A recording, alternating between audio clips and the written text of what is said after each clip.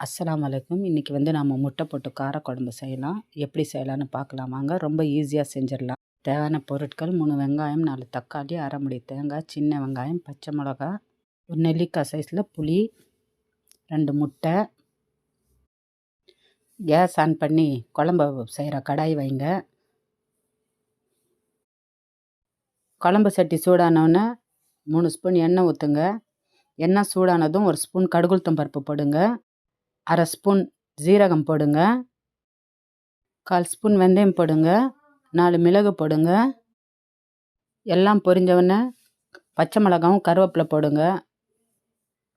சின்ன வெங்காயம் போடுங்க. இந்த குழம்ப நான் 15 நிமிஷத்தில் செஞ்சுட்டேன். அவ்வளோ சீக்கிரமாக செய்யலாம் நாம். ரொம்ப ஈஸி. வெங்காயம் வதக்குங்க. ரொம்ப சிகப்பாக்கணும்னு இல்லை, கண்ணாடி பதத்துக்கு வந்தால் போதும். இது புதுசாக சமையல் கற்றுக்கிறவங்க கூட செஞ்சிடலாம் ஈஸியாக. இந்த குழம்பு பிடிச்சிருந்தா லைக் பண்ணுங்கள், சப்ஸ்கிரைப் பண்ணுங்கள், செஞ்சு பார்த்துட்டு கமெண்ட் பண்ணுங்கள்.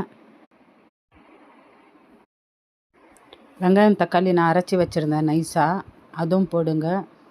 தேங்காயும் அரைச்சி வச்சுருந்தேன், அதுவும் போட்டு பச்சை வாசனை போகிற வரைக்கும் நல்லா வதக்குங்க. ஏன்னா குழம்புல பச்சை வாசனை இருந்தால் நல்லா இருக்காது. நல்லா வதக்குங்க. நான் பேச்சுலருக்கு கூட ஈஸியாக செய்கிற மாதிரி நான் குழம்பு நிறைய போட்டிருக்கேன் என் சேனலில், போய் பாருங்கள். 2 ஸ்பூன் மிளகாத்தூள் போடுங்க. 2 ஸ்பூன் தனியாத்தூள் போடுங்க. நான் தனித்தனியாக தான் அரைப்பேன், மிளகாத்தூள் தனியாத்தூள். 1 ஸ்பூன் குழம்பு மிளகாத்தூள் போட்டுக்கோங்க. மிளகாத்தூள் வாசனை போகிற வரைக்கும் வதக்குங்க. இந்த குழம்பு சாப்பாட்டுக்கு, டிஃபனுக்கு எல்லாத்துக்கும் நல்லா மேட்சிங்காக இருக்கும். செஞ்சு பாருங்கள். புளி எடுத்து வச்சுருந்தேன் இல்லையா, அந்த புளி கரைச்சலை போடுங்க.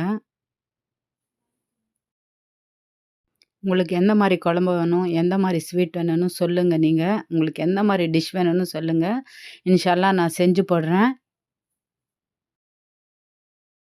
உங்களுக்கு எவ்வளோ தேவையோ அவ்வளோ உப்பு போட்டுக்கோங்க. தண்ணி உங்களுக்கு எவ்வளோ திக்காக வேணுமோ, குழம்புல தண்ணியாக வேணுமான்னு பார்த்து நீங்கள் தண்ணி போட்டுக்கோங்க. குழம்ப நல்லா கொதிக்க விடுங்க. குழம்பு நல்லா கொதித்தோடனே லோ ஃப்ளேமில் வச்சு முட்டை உடைச்சி போட்டுருங்க. அதில் ஒரு 5 நிமிஷம் குழம்ப கொதிக்க விடுங்க, முட்டை வேகிற வரைக்கும். அதில் முட்டை வெந்தவொடனே ஆஃப் பண்ணிவிடுங்க. இன்ஷா அல்லாஹ் அடுத்த வீடியோவில் பார்க்கலாம்.